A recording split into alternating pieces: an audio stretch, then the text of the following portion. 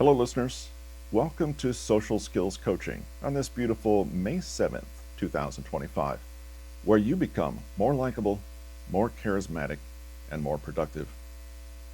Today's featured book is How to Engage, Connect, and Captivate.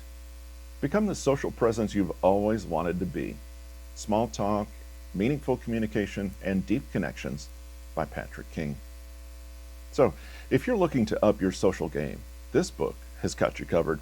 Patrick King's guide is a comprehensive toolkit offering insights on how to navigate small talk like a pro and build deep connections effortlessly. It's an essential read for anyone wanting to boost their charisma and make a lasting impression. Today's episode specifically is Master the Art of Small Talk and Deep Connections. In this episode, we explore Chapter 2 of Patrick King's book. We'll discover powerful strategies to enhance your social presence and transform mundane conversations into meaningful connections. We'll learn why reading out loud is an essential practice for improving communication skills and how choosing a role model can inspire your own charisma. We'll uncover the secret to crafting captivating stories from everyday life experiences and discuss practical ways to plump up your conversation resume. Don't miss this insightful episode. Take control of your interpersonal relationships and become the confident, engaging presence you've always wanted to be. Get ready to embark on a journey towards more fulfilling connections.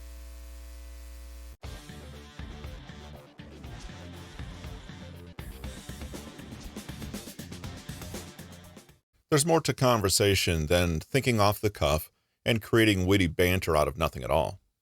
Very few of us are capable of doing that on a consistent basis. What's far more sustainable, easy, and practical is preparing for a conversation beforehand. This means almost front-loading what you're going to say, which has two benefits. One, you're ready and able to respond in conversations, and two, you're probably more comfortable because you feel prepared. But to be clear, you're not preparing for particular conversations like they're job interviews. Rather, you're priming yourself to be able to shine in social exchanges in general. There's a distinct difference between the two. We've already seen that trying too hard to be the cool guy can have the opposite effect. Rather, being prepared is like turning up to an exercise class wearing trainers and sweatpants. You might not know exactly what exercise you'll be doing that day, but by being dressed appropriately, you're ready to respond more spontaneously to whatever happens. Good conversation is like that. You come prepared, but not necessarily with a script written in stone.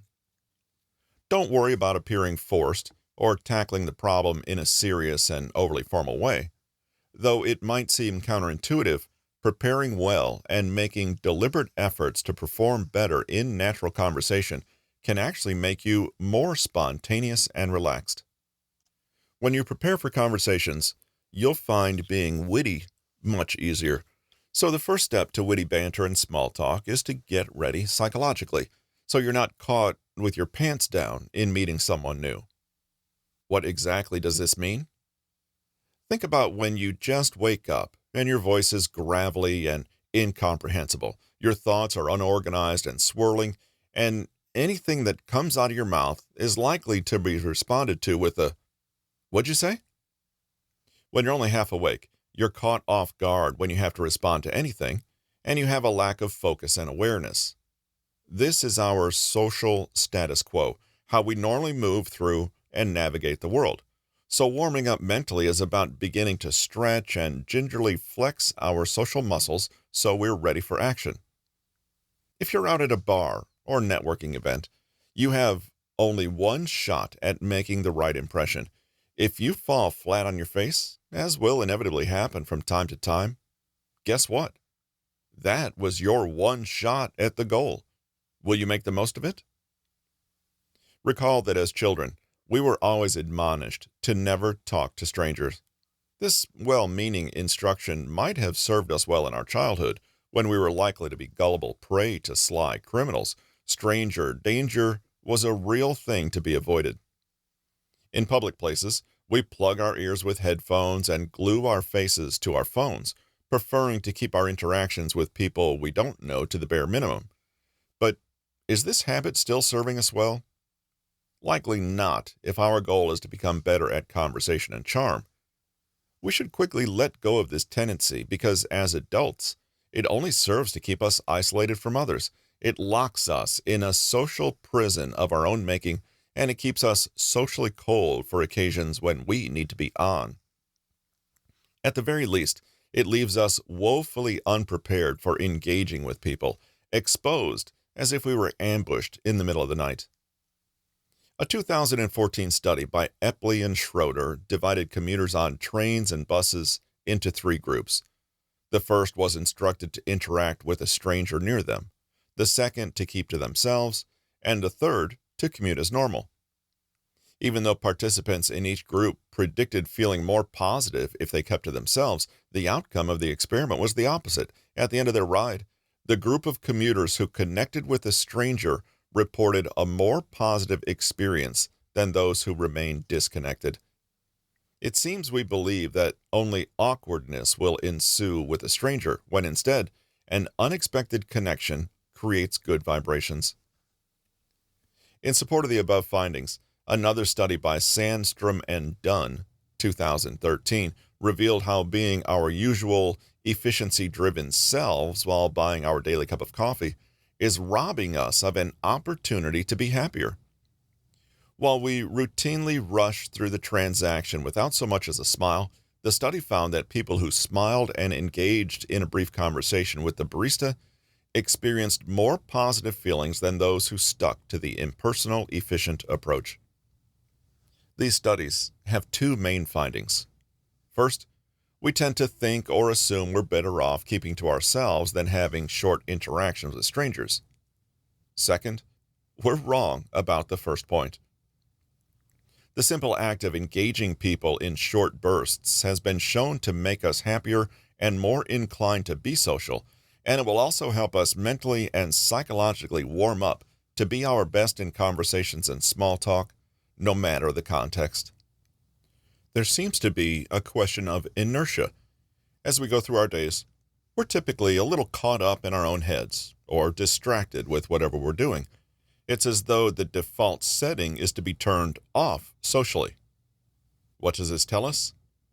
That if we want to become more sociable, master the art of conversation, make more friends, or simply be that person who can easily make people laugh and like them, then we need to find a way to move ourselves out of this antisocial mode. We need to become more comfortable and skilled at being on socially, a bit like a well-trained athlete might find it easier to start running than someone who hasn't run for years. We need to engage in more short interactions, or what researcher Stephen Handel calls 10-second relationships with others, because they have the potential to boost our moods, change our perspectives, and warm us up socially. It's as though these interactions keep this social engagement engine running. If you're out of practice, small interactions like this might seem pointless or even aggravating, but remember, you might be completely biased and incorrect in this belief. Also, remember that even if you crave big talk with people, you inevitably have to move through the smaller talk first. Of course, though we may not recognize the benefits of short interactions, it's still understandable how the thought of striking up a conversation with a total stranger may be uninviting or even repulsive to those of us who aren't social butterflies. We feel ill-equipped to engage in fruitful social interactions, so we prefer the loneliness of keeping to ourselves.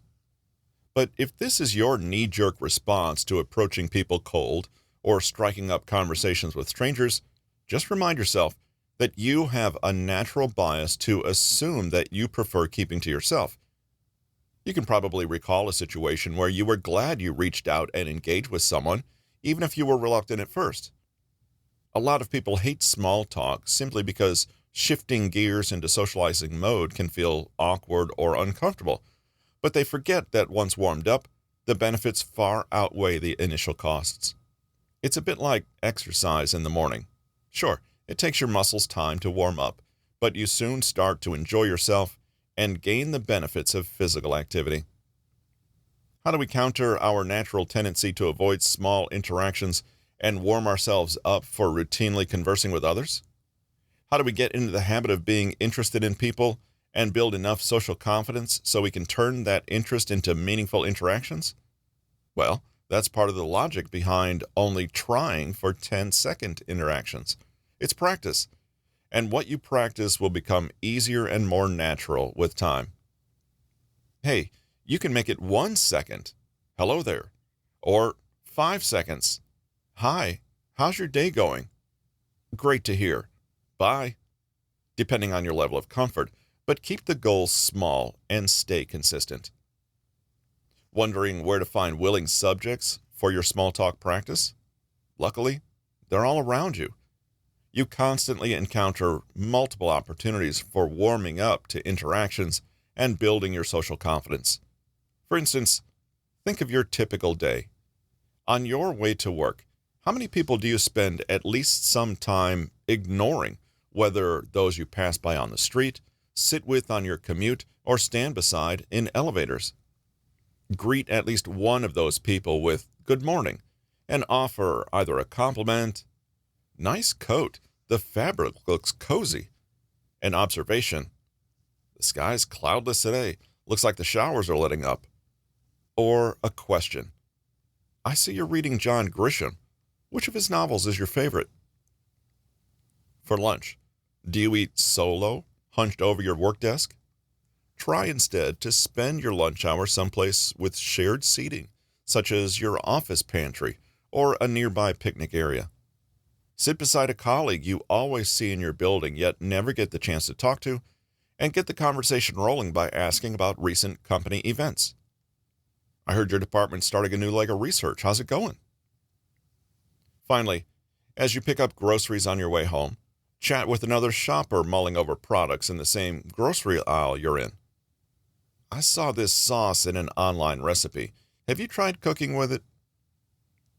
At the checkout counter, smile and greet the cashier. How's your shift going so far?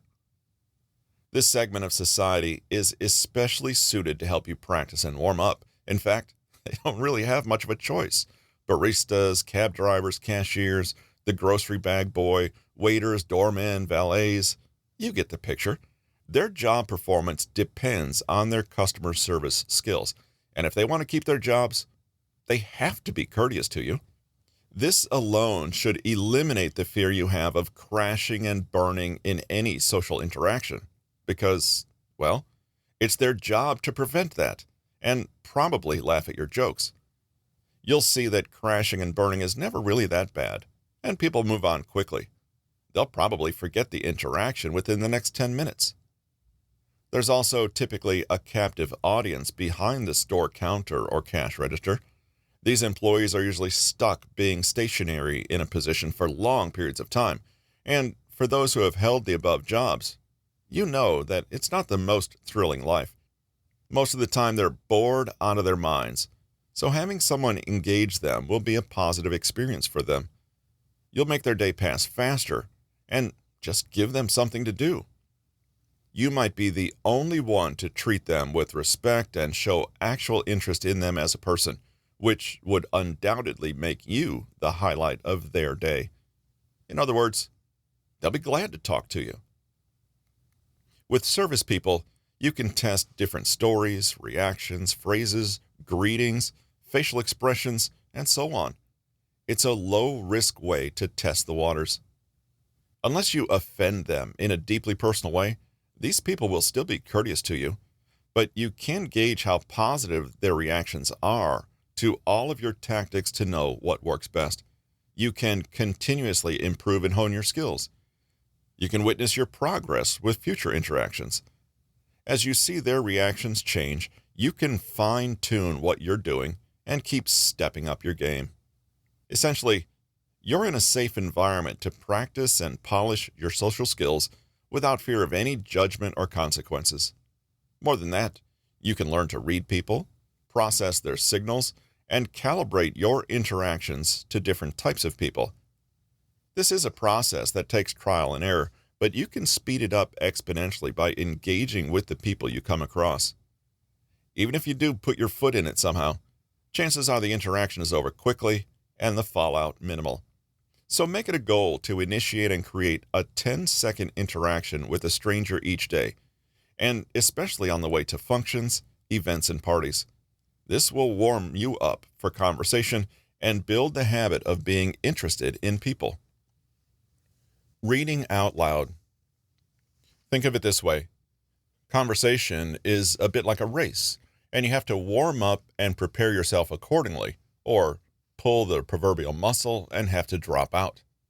When we want our best race, whether athletic or academic, we always engage in some type of warm-up. It's almost common sense at this point that you need to prime your body and mind to the kind of performance that you want. Runners stretch. Singers sing scales. What about people engaging in conversation? Well, you might be surprised by how much your speaking muscles need help and how much getting them in shape can make you instantly more charismatic. Recall back in grade school when you weren't paying attention, the teacher called on you, and you had to spend 5 seconds clearing your throat while still sounding meek and awkward because you weren't prepared? That's what we are seeking to eliminate, as well as imbue you with a sense of confidence. To warm up your conversation skills, you just need to do something we've done almost every day in our lives: read out loud. It sounds simple, but reading out loud this time will be different from any other time you've previously done it, because now you will have a purpose. I've provided an excerpt from The Wizard of Oz, which is in the public domain for those copyright police out there. If this doesn't pique your interest, you can feel free to find your own excerpt. Just try to make sure there's a multitude of emotions included, preferably with dialogue from different characters. Here it is. After climbing down from the China Wall, the travelers found themselves in a disagreeable country full of bogs and marshes and covered with tall, rank grass. It was difficult to walk without falling into muddy holes, for the grass was so thick that it hid them from sight. However, by carefully picking their way, they got safely along until they reached solid ground. But here, the country seemed wilder than ever, and after a long and tiresome walk through the underbrush, they entered another forest where the trees were bigger and older than any they'd ever seen. "This forest is perfectly delightful," declared the lion, looking around him with joy. "Never have I seen a more beautiful place." "It seems gloomy," said the scarecrow. "Not a bit of it," answered the lion. "I should like to live here all my life. See how soft the dried leaves are under your feet, and how rich and green the moss is that clings to those old trees? Surely no wild beast could wish a pleasanter home." "Perhaps there are wild beasts in the forest now," said Dorothy. "I suppose there are," returned the lion, "but I do not see any of them about."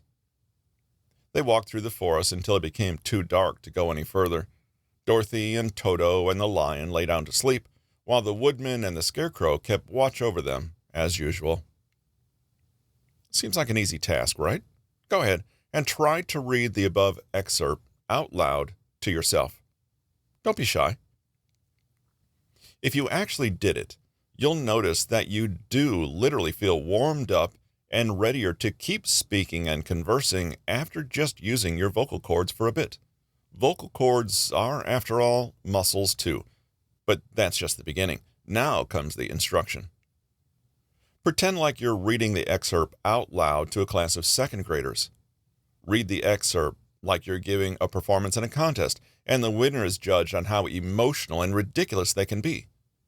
Pretend you're a voice actor for a movie trailer, and you have only your voice to get a wide range of emotion across. Go over the top as much as possible, which, granted, won't be much at first. Exaggerate every motion you can find to the 10th degree. Scream parts of it loudly, while whispering softly in other parts. Use different and zany voices for different characters. Here's your chance to try some accents out. Make any laughter maniacal. Make any rage boiling. Make any happiness manic. You get the idea. For that matter, what emotions are you picking up in the text? Even in such a short excerpt, There are emotional high and low points. Find them, or create them, and make them sound like climaxes to stretch your range of emotion. Pay attention to your voice tonality. Are you accustomed to using a monotone? Would someone be able to tell what the character or narrator is thinking or trying to convey by listening to you? Use the excerpt to practice your range of vocal expressiveness. Try to embody the term emotional diversity. Go ahead and try it for the second time with all this newfound instruction, preferably while alone, unless you don't mind getting some serious side-eye. Did you hear a difference? Here's some additional instruction. Pay attention to your diction and how you enunciate. Your tongue, too, is a muscle. In a sense, you are literally warming your tongue up so you don't stutter or stumble on your words when you talk to others. This is another reason to have an excerpt with dialogue. The more diversity of the text you're reading, the better warmed up you'll be. If you have the habit of muttering like a curmudgeon, put a stop to it and make sure you're speaking and articulating your words as clear as a bell. Pay attention to your breathing. Do you feel like you're running out of breath? It's because your diaphragm is weak and not used to projecting or sounding confident. That's the reason singers put their hands on their stomachs. It's to check that their diaphragms are engaged. Try it. Make sure that your stomach is taut and tight. Sit up straight and open up your body. Picture the breath in your lungs feeding the words coming from your mouth, and play around with how to control its release gradually. The point here is to literally breathe life into the words that you're speaking. Those who speak without their diaphragm inevitably come off as quiet, meek, and mouse-like. Running out of air at the end of a sentence can signal anxiety or make your listeners anxious on your behalf. But the better you can project your voice, the wider the emotional range you can create. Another key element of how you say something is, of course, your pacing, the speed at which you talk. Your speaking speed can either be your friend or undermine what you're trying to say. Rate of speech can imply an emotion all by itself. For instance, when making a big point, you should slow down your pace to allow the impact to be felt. If you use the wrong speed or your pacing is off, a lot of what you have to say can easily be lost or confused and misinterpreted. Rushing can make you seem stressed or unconfident. Speaking too slow will likely bore people, but just the right pauses here and there can add real depth and nuance to the way you're perceived. Ready to read through the excerpt one more time? Try again, but this time, make sure you're utilizing everything you just read about breath, pace, and tone. Now, compare your third version to the first version you did without any instruction. That's the difference between warming yourself up and not, and most likely.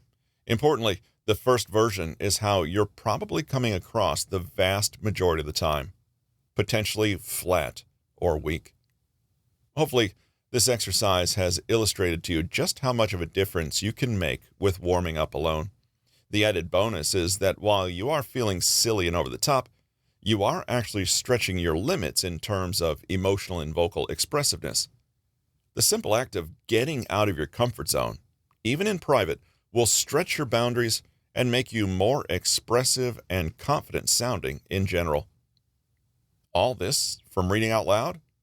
Yes, if done with purpose and deliberation. Choose a role model. No matter how charismatic or charming you feel you are, you probably started with a role model in mind, even just a general picture of who you wanted to be. I make no secret of the fact that I treat Will Smith's character from The Fresh Prince of Bel-Air as my role model. The Fresh Prince of Bel-Air was a television show that ran from 1990 to 1996 and lives on through constant reruns. Seeing that show and the main character was one of the first instances where I took notice of how someone interacted differently with people, and I wanted to create that feeling too. So, why the Fresh Prince? To me, he's simply the epitome of a charismatic personality. He says what he wants, is amazingly likable, is comfortable being the center of attention, is confident to the point of being arrogant, can verbally spar with anyone, and is flat out hilarious.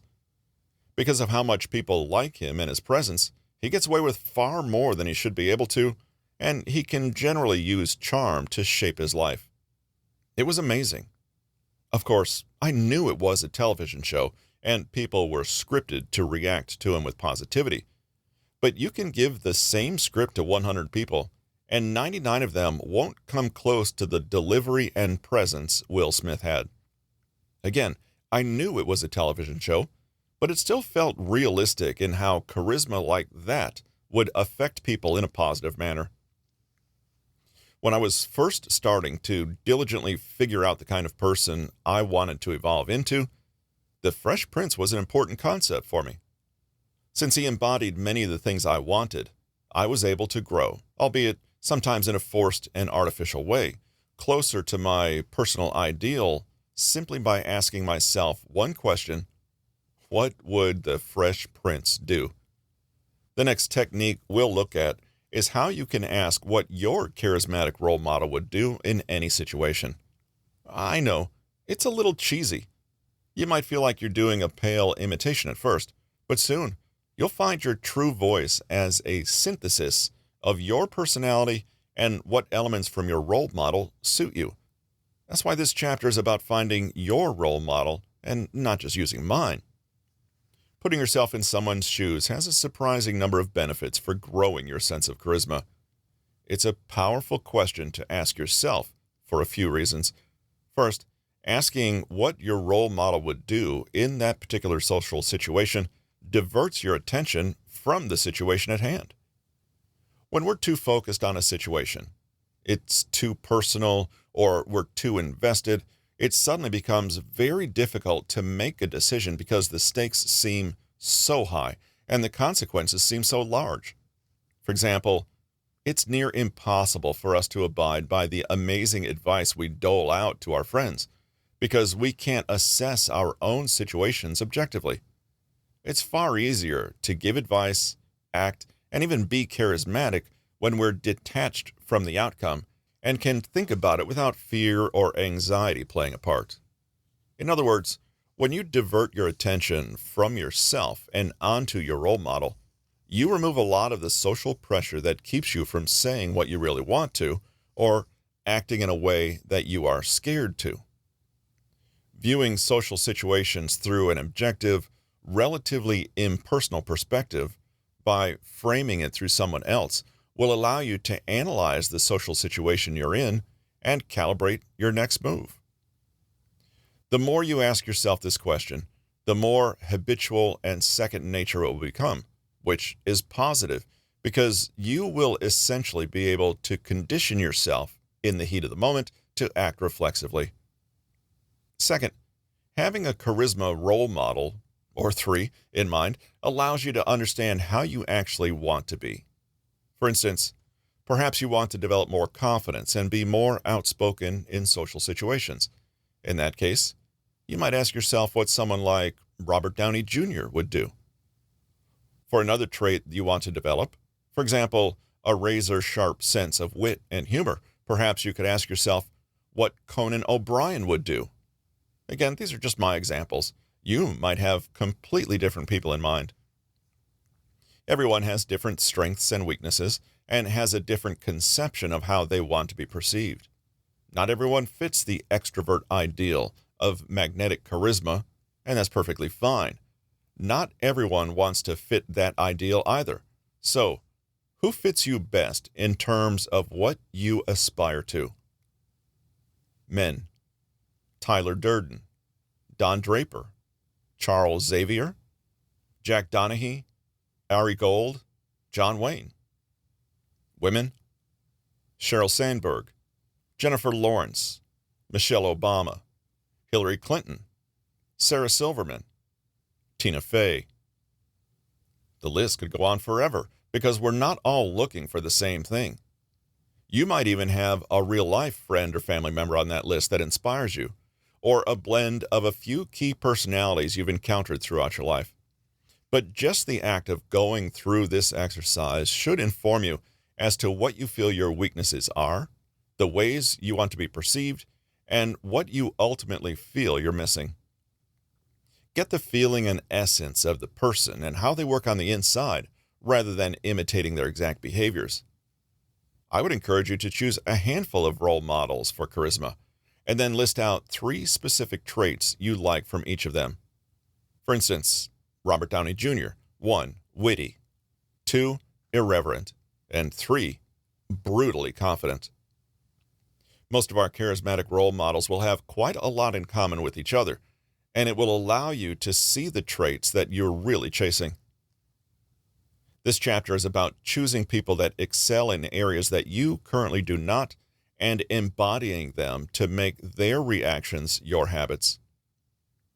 Third, get into the habit of asking what your role model would do. Is like donning a mask or playing a role. If you've ever acted on stage in front of a camera, or even dressed up for Halloween, you may have noticed how differently you feel. You're not quite yourself. And that is an extremely empowering feeling. When you're not yourself and are immersed in a mask or role, you can say and think things that you wouldn't dare to otherwise. This happens because you are literally thinking through another perspective and becoming detached from yours, and also because you know in the back of your mind that you're safe from repercussions. There's a reason that Halloween is associated with pranks, riots, and crime, because people relish the fact that they are in different roles and can do things they've always wanted to do without consequence. You feel safe, you feel empowered, and you feel confident because it's not necessarily you that you're channeling, it's your role model. Now, you're probably wondering how this reconciles, again, with not being fake or trying too hard to be the cool guy. The secret is this. By incorporating your role model's characteristics, you actually end up portraying a totally unique blend of characteristics that is 100% you. Remember, you identified your role model specifically because you admired and valued those traits. In other words, they are a part of you already because you gravitated toward those traits and not others. A part of you, albeit a small, undeveloped part, wants to be like that, or sees something of yourself in that other person. If you use this technique successfully, what you ultimately do is use your role models as a kind of bootstrap to discover your own hidden traits. Obviously, the end result is not that I closely resemble the Fresh Prince. In fact, nobody would guess that he was my inspiration. Rather, by using his persona as a step on the ladder, I make it a little easier to be more like myself. Pick a few difficult or confusing situations you may have stuck in your head from the past few weeks. What did you do? Now, how would your role model have responded instead? Document these. Rehearse them mentally and run through them periodically so you're able to start thinking like your role model instead of just emulating them. There's a big difference, isn't there? Logically, after the fact, you are able to come up with these differences. But again, it's difficult to fight against your emotions and fears in the heat of the moment. In a sense, asking, what would they do, becomes a safe place for you to retreat when you're in an unfamiliar social situation. In time, you stop having to ask yourself this deliberately because you end up doing it automatically. You're no longer pretending to be someone with confidence. You really do have confidence. The notion of choosing a role model is not only socially proven, but also has roots in the psychology of learning. It's known as modeling, and it is a method where people learn by observation and subsequent imitation alone, without instruction or explicit guidance. Patients and clients have been taught skills, behaviors, and habits just through modeling for decades.